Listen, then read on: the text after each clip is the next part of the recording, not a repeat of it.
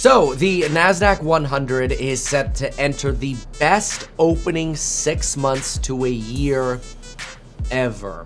And a lot of folks are now wondering, what does this mean going forward for the rest of the year? And this is where the Wall Street Journal and Bloomberg have two separate pieces talking exactly about what our expectations might be going forward for the next, 6 months. And let me just say this. If you're a bear, don't hold your breath. You actually might really want to take a look at these and question your choices. Although, who knows? Anything can happen. These are just two articles in the wind, and we'll see what kind of evidence they have to judge their credibility. All right, the first one. Where the stock market is headed after a wild first half. And they've got 5 charts. So let's see what we got here. Optimism that the U.S. Central Bank, the Fed, is approaching the end of its tightening has helped transform the technology-heavy gauge, the NASDAQ, from the 2022's market underachiever to the early champion with a surge of 36%. The resurgence has defied skeptics, coming in the face of bank failures, recession fears, and the highest borrowing costs since 2007. But investors stuck with stocks, or are coming back to stocks in the sign of all these problems. All right, whatever. So what do we got? So this is, here's the index here, the NASDAQ 100. NASDAQ 100 has only existed for a little over 30 years. This is its best first half ever. We've only been close about 3 other times, and all of those times were in the first half of the 1990s. You have this argument now that the bulls are back in control, but this is also something to be taken with a slight grain of salt, because back in 2000 to 2003, we had the S&P rally 20% off of its lows twice, only to create new lower lows. The next chart that the Bloomberg folks want to show us is that the S&P 500 has eclipsed Wall Street strategists' year-end projections. That is also, as some would say, a red flag, as we often get a mean reversion. Consider in COVID right here, we have this massive mean reversion that really took the shape of a V-shaped recovery. You can see the red line is really what analyst expectations are, so market expectations are for an end-of-the-year price target. Those are sitting somewhere around 4,100 on the S&P 500. Right now, you're already at about 4,400, so you've got some downside risk over here. Then you've also got the largest laggers so far this year, consumer discretionaries. Last year's biggest laggards. Yeah, I was looking at that. I'm like, wait a minute, I'm reading this backwards. My fault. Last year's biggest failures are this year's leaders. It's obviously led by tech, communication services, consumer discretionaries. These were the ones that failed last year. They're doing well this year. I actually expected consumer staples to do worse than this. They're only at negative 1%, so they're basically flat. What's actually gotten hit a lot harder so far this year has been energy. Now, I personally think that the mispositioning that we saw for technology in the first 6 months of this year is the same kind of mispositioning that you're seeing created in the solar sector right now. Now, keep in mind, that's just a part of the energy sector, but I really believe that the energy sector, specifically solar, has been completely forgotten. It used to be a hot, sexy trade. Everybody's like, I gotta invest in solar.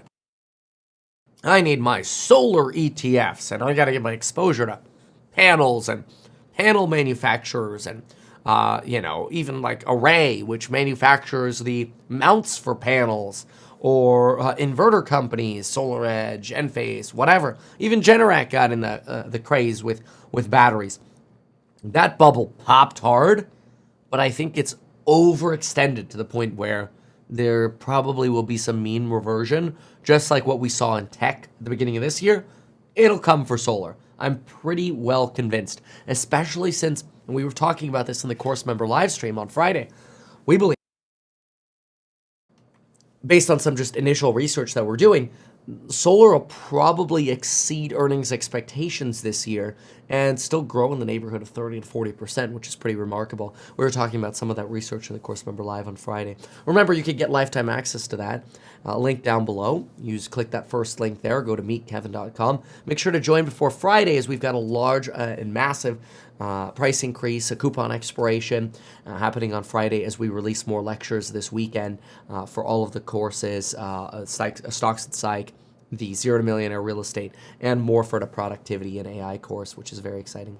Anyway, back to this. So what does this mean going forward? Well, a strong first half historically bodes well for investors, says Bloomberg. The S&P 500 returns, or here are the S&P 500 returns, when the benchmark climbs at least 10% through June. So think about that. When you go from Jan 1 to June, and the S&P 500 goes up at least 10%, what tends to happen on average? Well, what you tend to get is, well, spoiler alert, it's an extra 10%. They broke this out part by other years over here, and the average is an extra 10%. I don't know why they didn't write that average on this version of this, but it's a good thing. Usually it bodes to, it leads to another 10% in the second half, which is remarkable, knock on wood. But on average, if the first half is really good, the next 6 months tend to be very good, according to Bloomberg. Now, this is mind-blowing, but you know how everybody was complaining about the liquidity crisis? Like, oh, liquidity isn't going to be here, and stocks are going to crash, and nobody believed me that repos were just going to fall to help refill the TGA, the Treasury General Account. That's exactly what happened. Well, in addition to talking about two bull pieces that we're going to talk about in this segment, look at this piece out now. Stocks have upside potential while excess liquidity is now rising.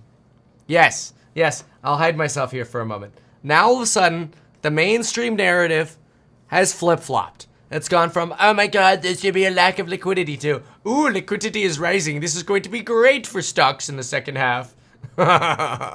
Make up your minds, mainstream. But then there's also another indicator, which we used about 3 to 4 months ago last. It was really quite interesting. It's this indicator that pretty rarely fires.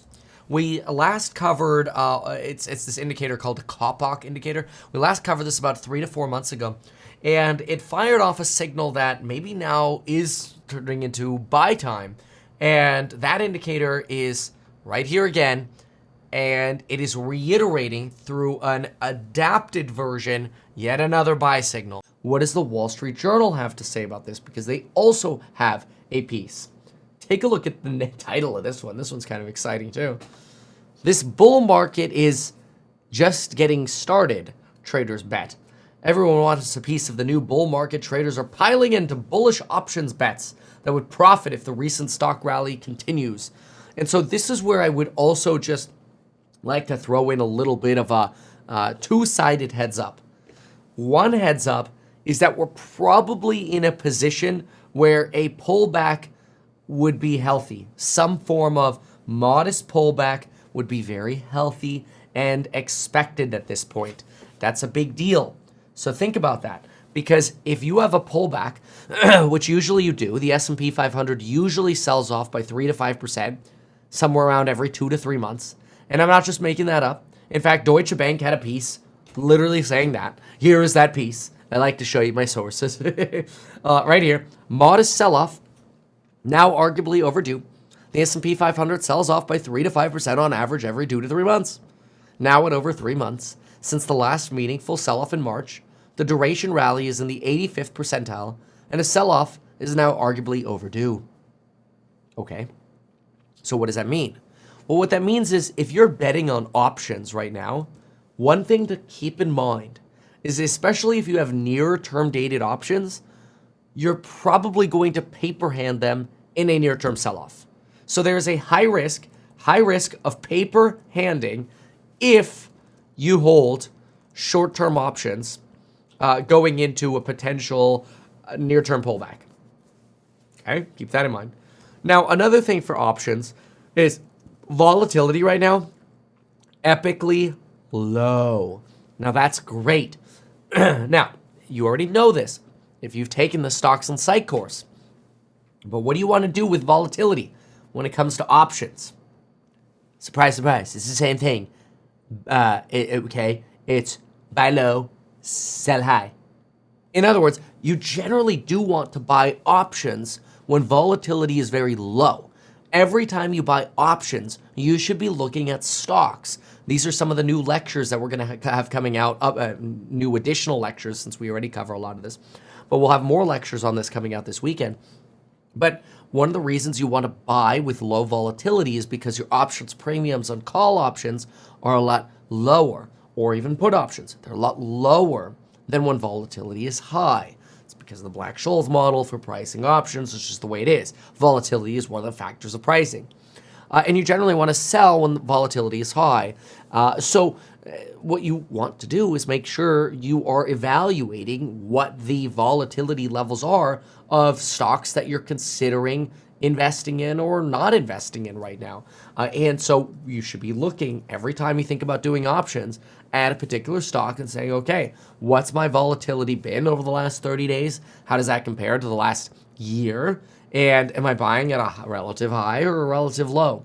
And that'll help you understand whether you should buy or sell. Point of that is if we do have some sort of near-term pullback and there is potentially any kind of short-term volatility increase, there could be some potential benefits and risks depending on which options you align with. I guess the warning here is be prepared for some form of shorter-term pullback before we get more rallying. Now, in my opinion, that actually tends to leave people trading a lot more than they buy and hold. That is, when you expose yourself to options, which is what the Wall Street Journal is talking about here, is that people are making many more bets on calls. The put call ratio, which is the level of puts to calls, puts on top, is now at a 13-month low. 13-month low implies people are finally really going back to shopping calls, shorting the market less via puts. And as we see here, traders are piling into bullish options bets, especially driven by AI and tech. You should be careful if you are one of those traders making those bets because you're more likely to trade. Problem with trading is that you're not going to huddle, so you're exposing yourself to those taxes. And if you get flushed out and then you get the real rally, you might end up missing the boat. That's that's probably the most frustrating part about options. Now you can play that. You can play, certain strategies for options. So if you really know what you're doing, you can play it just well. Just obviously be aware of some of these risks. This particular Wall Street Journal article is a little bit more surface level when it comes to options. But take a look at this. Chip stocks, average daily call options volume. We're at the highest level that we've seen since basically the beginning of the pandemic. And we even beat the call option frenzy of 2021 in chip stocks, which is pretty remarkable that we've beat that for really the last 2 months in a row here. And then if you look at this particular chart here, call options volume tied to the S&P 500, even these in 2023, starting actually in about November of 2022, which was a perfect time to do it, you've seen call option bets really skyrocket. So pretty impressive, but also a risk factor nearer term. I think that's some of the beauty about owning maybe in the money options or longer term or just the shares is you don't have to worry so much about those individual fluctuations.